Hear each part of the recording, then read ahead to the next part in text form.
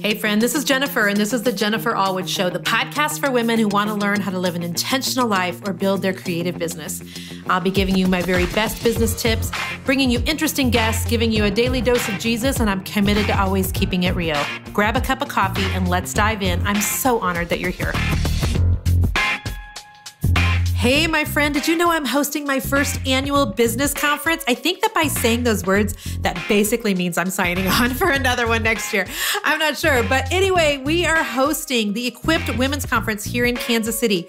This is a conference that's focused on arming God's women to do business in God's way. This is here in my hometown of Kansas City, Missouri, and we are so excited to have you. We're going to have some incredible speakers like top podcast host Jamie Ivey of the Happy Hour podcast. We have author and coach Dr. Brian Dixon, Jenny Taylor of Jenny Does Grace for all of you that love MLMs and network marketing, and then Chastity Stemmons, who owns Homemaker and High Heels and is also my personal stylist. You are going to have an incredible 2 days filled with tons of encouragement, connections, and tangible action items for your business.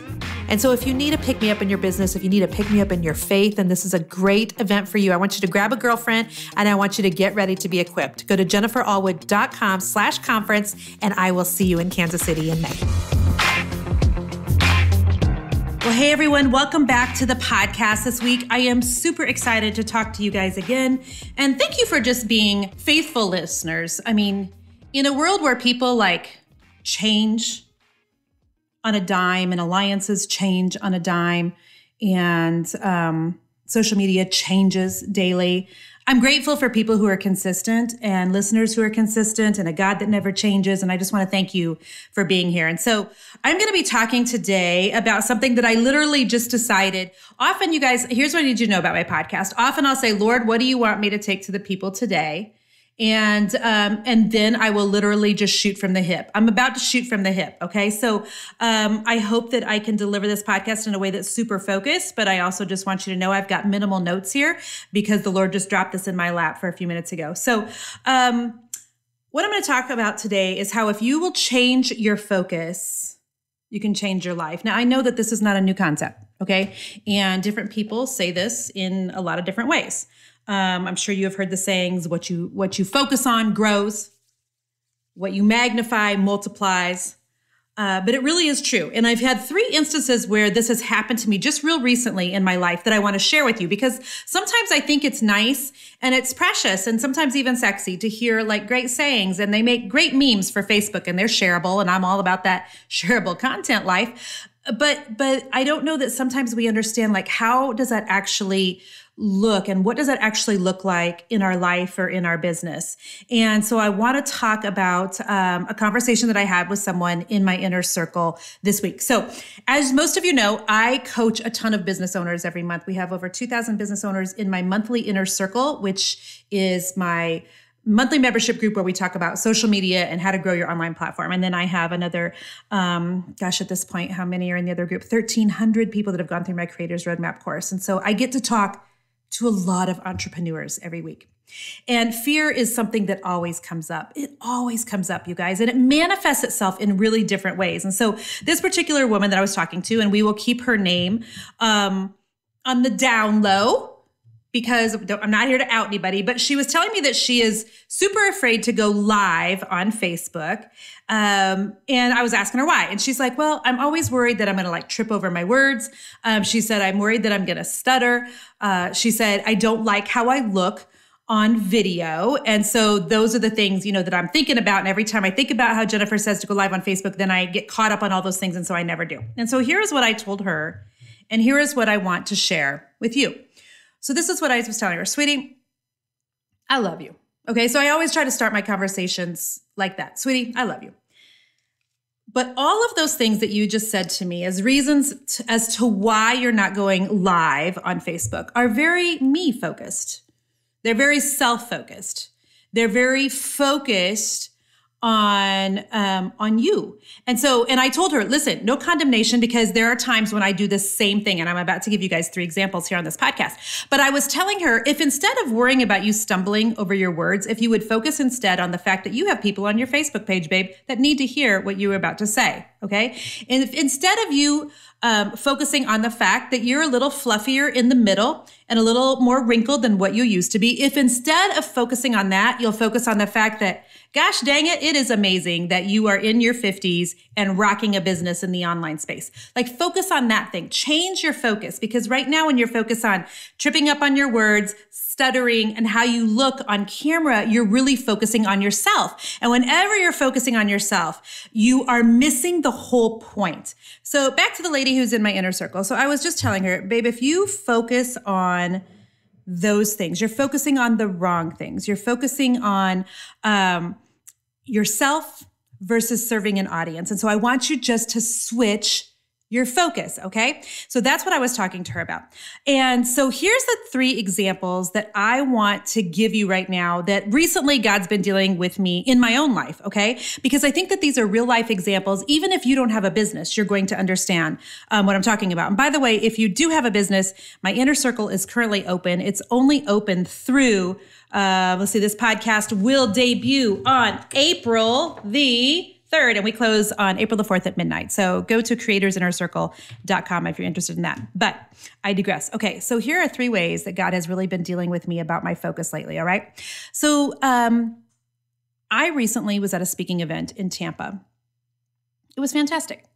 I went to speak for a group of, I think there was 250 Dixie Belle painters. And I am not affiliated with Dixie Belle Paint. I don't know the people there, but they asked me to come speak. And I said yes. Now, I said yes last year.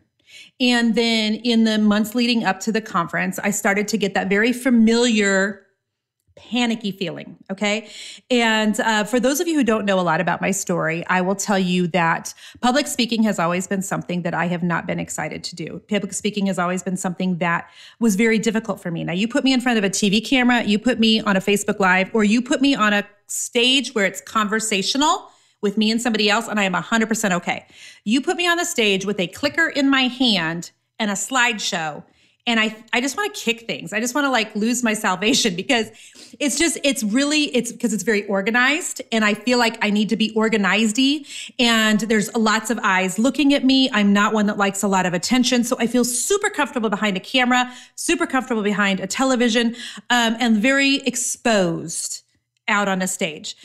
This never showed itself or reared its ugly head as much as it did the time when I was the Chip and Joanna Gaines sandwich. So Chip and Joe were speaking in Kansas City, and then I had to speak, and then Chip and Joe were speaking right after me. And we had over 2,000 people in that audience. And I thought to myself, I very well may die on this stage today, but I didn't. And so back in college, I had the same fear of public speaking. And so I took public speaking my very first semester of college as a freshman. And the reason I did that is because I thought to myself, if I have to sit here and worry about public speaking for the next 4 years, like I will literally just be sick to my stomach for 4 years. I'll have nervous diarrhea for 4 years, and nobody wants to live that way. While I may end up being thin, that's no way to live. So I took public speaking on my first semester of college so that I would never, ever, ever, ever, ever have to speak again. Now, first of all, I want to just give you a little biblical lesson right here, okay? Some of you have taken some of these very vows in your life and in your business, so that I will never, ever, ever, ever, ever, ever, ever have to do XYZ again, so that I will never, ever turn out like my mother, so that I will never, ever have to go back to that relationship, so that I will never, ever, you fill in the blank. First of all, I have had to work through with a counselor in prayer, repenting for taking that vow, because the very thing God has gifted me with is the ability to speak. By the way, it's also the thing that causes me the most anxiety on a stage. Isn't that funny? Isn't God funny the way that he works things? And so if you yourself have done that, I encourage you to talk to someone and repent for that very thing of I will never, ever, ever, because I think all of us can think of something in our life that we have done that with. So I took speech as a freshman, so I'd never, ever, ever have to speak again.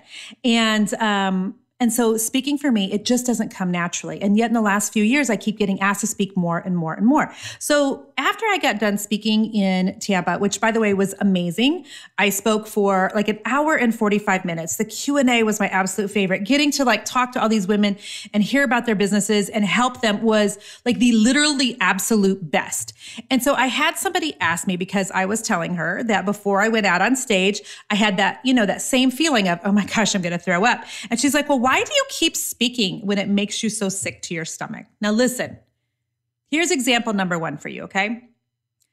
I continue to speak on stages, even because when I don't like it, because there's people in the audience that I know that they need to hear what I need to say. Not because I'm great, but because I know a thing or two about business that may just be a step or two ahead of them.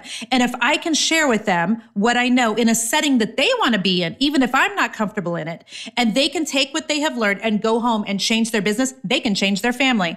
I am the queen, the prime example of a woman who changed her business and our life, like completely did a 360. Completely. And so when I am in a setting like that and I'm speaking on stage, if instead of thinking about the fact that I'm not sure about my outfit, instead if I think I'm here to serve, if instead of thinking about, oh my gosh, what about my content? I'm not sure about the clicker. Am I going to click on the right place? Is the slide going to go at the right time? Like if I think about that, I will be so nervous and sick to my stomach. So instead, I have to think about who's in the audience. How can I serve them? If instead of thinking about how am I going to deliver it? What if my nose runs? What if I trip? What if I look like an idiot? What if I am, not in person who they thought that I was to be? What if they look at me and think, gosh, ooh, she is much shorter and much thicker in real life than what I thought she was going to be. Like if that's the kind of, and listen, friends, this is where everyone's minds want to go. Okay, please don't think that there's any level you're going to get to in your life or your business where all of a sudden you're like, dang, yes, I am here. I am all of that and a bag of chips and a bag of donuts, and there is zero nervousness. I have literally told the Lord, if ever I get to a place where I am no longer nervous to be in front of people, then you need to take this platform from me. And I'm going to tell you why, because that is arrogance, my friends. And that's the first thing that's going to come right before a fall. And I want no part of it. Part of the nerves that you feel, whether it's doing a Facebook Live, delivering a speech, starting a business, starting a Facebook page, starting your first post, starting a family, whatever, part of it is because you actually care about doing a really good job. And that is honorable. But don't focus on whether or not you can do the things God's asking you to do. Focus instead on just being obedient and just doing what he's asking you to do and serving the people that he's putting in front of you. Okie dokie? All right. That is point number one. Speaking, something I still don't love. But guess what? Point number two has to do with speaking also. So several weeks ago, I was introduced to a gentleman by the name of Pedro Adao through two mutual friends, one of them being my best business buddy, Carrie Robina from She Walks in Truth. Many of you know Carrie. You know I talk about her nonstop because I adore her. And so Carrie introduced us, and then our friend Pete Vargas, we have a mutual friend of Pete Vargas, also introduced us. Now, unbeknownst to me, Pedro is a kingdom-minded entrepreneur. So I had no idea when we announced my live conference in the fall that there were any other conferences like this in the world. Do you guys remember the story of how I decided to launch the Equipped Conference? By the way, if you have not got a ticket, please join me in Kansas City. You can go to jenniferallwood.com/conference. I can't even tell you how great this conference is going to be. It is where faith meets business. And this is necessary both for the church and it's necessary for businesses. And we can talk about that on a whole nother podcast. But here's what happened. So I announced this conference, and we are putting on this conference, not because I want to do a conference and not because I'm comfortable doing a conference and not because I like speaking. We are putting on this conference because there is a desperate need in business to bring faith into it. And people are struggling on how to run a business in a biblical manner and also take care of their family, especially the women, women who love the Lord with all their heart. There is a lot of mixed messages going on in the world about what that looks like. And people's families are suffering because mamas are absent. And so I'm trying to teach women how to run their business in a completely different way. If you missed my podcast last week, please go listen to that episode where I talk about this very thing. Okay. And I talk about not working harder, working smarter, and not working more hours, working less hours, and really focusing on what God's put in front of you and not what the world is telling you to do. So anywho, I get introduced to Pedro Adao. Now we are in, deep launch mode for this conference right now. We are selling tickets daily. We are, adding to our breakout sessions. We've got a Facebook ads breakout session. We've got a breakout session on podcasting, on finding your voice. We've got all the things, all the speakers, Jamie Ivey, Brian Dixon, Chastity Simmons, Jenny Taylor, they're all here. Okay. So we are knee deep in trying to sell tickets. The deadline for my conference is literally April the 19th. So I hear about Pedro's conference and I buy myself a ticket. Because Pedro's conference, called 100X Conference, is literally for the same thing, but it's for men and women both. I had no idea that anybody else was even putting on a faith meets business conference. So I had bought a ticket to Pedro's conference. Then we were introduced to one another by two separate people within a few minutes. And so Pedro and I did a Zoom call together. And I helped Pedro promote his conference this week. I sent it out to my email, and I have an amazing email list that will be hitting 100,000 people, hopefully very, very soon. I put it on Facebook. I did a Facebook Live, and I know that there were people, because they literally asked me, Jennifer, why would you do this when you have your own conference coming up? Listen, the second thing that I want to talk to you about when it comes to changing your focus, and you'll change your life, is to focus on the biblical concept of reaping and sowing. I want you to focus on the concept of reaping and sowing. Listen, I believe in what Pedro is doing in this conference. I believe that there are going to be people that go to both his conference and mine and have a changed life. I believe that there's going to be people at both conferences who have maybe been separated from the church and are going to get brought back in. I believe that there are going to be businesses that are set free, because if you are having a holdup in your business, I guarantee you it has nothing to do with your Facebook ad strategy. It has nothing to do with your funnel. It has nothing to do with the fact that you have a small email list. It has everything to do with something that is stuck in your heart and in your mind that only God can break through. Can I get a yes and an amen right now? Somebody please leave me an iTunes comment, because this is biblical truth. And so when I saw that Pedro was doing this, I'm like, I'm not in competition with Pedro. My conference, I do not feel in competition with him. There is enough to go around for everybody. So I want you to think, when you're thinking about linking arms with someone, when you're thinking about helping somebody promote, when you're thinking about giving shout outs to other businesses, I want you to remember that you helping other people build their business is not going to take away from your own.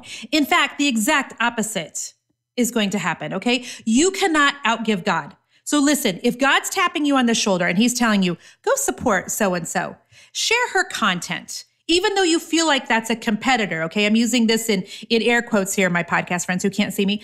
Listen, follow and be obedient to that nudge. You never know what's going to happen when you help somebody else, whether it's in their life or their business, and how God can bring that back. And even if you don't physically see the reaping of that, spiritually, there is something there. I'm telling you, friends, it's the right thing for me to do. And so when I was thinking about changing your focus, here was my focus. I believe in what he's doing. People need what he's got. He delivers it in a different way than I do. My conference is for women. His is for men and women both. There's room for both of us. And so I want you, when you're thinking about, needing to change your life, needing to change your business, think about doing the right thing, even when your flesh is crying, oh gosh, this is competition. Some of you are thinking about starting membership sites, right? And many of you have talked to me, especially some of you in your inner circle or my inner circle, and you've asked me about teaching other people how to do the things you do. So you have a sign business and you're thinking about teaching people how to make signs. You have an earring business and you're teaching people how to make earrings. But your number one question is, aren't I creating my own competition? And honey, listen to me. You can't walk around thinking everybody is your competition. God's not looking at you like that. Instead, think about being in cahoots with one another. Instead of thinking this girl, it makes me feel vulnerable to teach her what I know because she might surpass me. Instead, focus on the fact that you might get to be a piece of the pie, a piece of the puzzle for her, and help teach her something that can take her to a level that you yourself may never, ever get to. But yet you get to share in her success because you were a part of it. So when you're thinking about what to focus on, think about that. Think about what you want to sow, and I want you to think about reaping that. Be intentional about giving of your time, giving of your efforts, giving of whatever you have. In my case, I bought the ticket to Pedro's conference, and I'm helping him promote his conference with zero in it for me. Zero in it for me, because it's the right thing to do. That will come back to me somehow. It's just the right thing to do. Number 3. This is another area God has been really showing me where to focus. Okay, don't giggle, friends, all right? I'm just keeping it real here. Last night we went to kindergarten roundup for our new bonus kiddo, Ariana. And at some point I need to just do a blog post or another podcast episode on how Ari came to live with us. She's been with us for 6.5 months. She is my cousin's granddaughter. Can you follow that? She's my cousin's granddaughter and has two parents that love her very, very much, but is not in a position to raise her currently. So we are Ariana's legal guardians. We get asked on the regular, both on social media and face-to-face, aren't you worried that since you haven't adopted her, that you are investing all this time and energy and love into her? And what if her parents do become in a position to take her back? Listen, that's focusing on the wrong thing. We have chosen to focus on what's best for Ari right now. We get questions a lot about the fact that we will be almost 62 years old when she graduates high school, if she's with us that long. And of course, we hope that she is. Aren't you worried about how old you're going to be? And you know what? That's the wrong thing for us to focus on as well, my friends. We are instead focused on the fact that I'm going to be 62 years old any old way. I can be 62 years old and feel really good about the fact that we just invested a lot of years into loving this young lady and giving her everything possible that we could and convincing her of God's unending love for her and changing the trajectory of her life. Or I can be 62 and not do that. I mean, either way, I'm going to be 62. Who the heck cares? I'm not focusing on my age. Last night at kindergarten roundup, it was very obvious that there were different people that thought we were perhaps the grandparents. I can't focus on that. I got to focus on that little 4-year-old sitting right next to me and what's best for her, regardless of how it makes us look. Now, we had somebody who was very well-intentioned when we were considering having Ari come live with us. If you listen to the podcast Jason and I did back in January, at this point, I don't know what the episode number is. I know I'm supposed to be fancy and know this kind of stuff, but I don't know. So it was the episode I did with my husband, and it was the most listened to podcast episode we've done. You might have heard the story that we had only met Ariana one time before, and it was when she was an infant. And we got the phone call in August, and within 3 weeks, Ari was living with us full time. We had no intention of taking her in full time. We had every intention of taking her to preschool, and taking her to preschool turned into, well, how about we have her do a sleepover the night before preschool? And the family at this point had already asked us to take and raise Ari, and we were still nervous and unsure and trying to figure out how to do this, because the truth is, while it looks glorious on social media, friends, I'm only showing you the good stuff. I'm not showing you the sleepless nights, the nightmares, the tantrums, the counseling. I'm not showing you all those things. And part of that is just to protect Ari and her family and her story. So we were literally just going to take Ari to preschool. And we thought, well, we'll have her spend the night. I mean, what can go wrong, right? We'll just, throw a mattress down, have this sweet little girl spend the night, and we'll take her to preschool the next day. And then we never took her home. That is how Ari came to live with us. And in talking to different people when Ari came to live with us, because nobody was more surprised than we were, and our closest friends and family, because it just happened really quickly. And one really well-intentioned family member said, well, Jennifer, I'm just super concerned about what this is going to do to your biological children. And I said, well, what do you mean? And they said, well, I'm concerned it's going to, negatively affect them somehow. It's going to be hard on them. And I just sat there for a second and I thought, this is where some people get stuck. This is where that particular family member is stuck. Because the focus is wrong.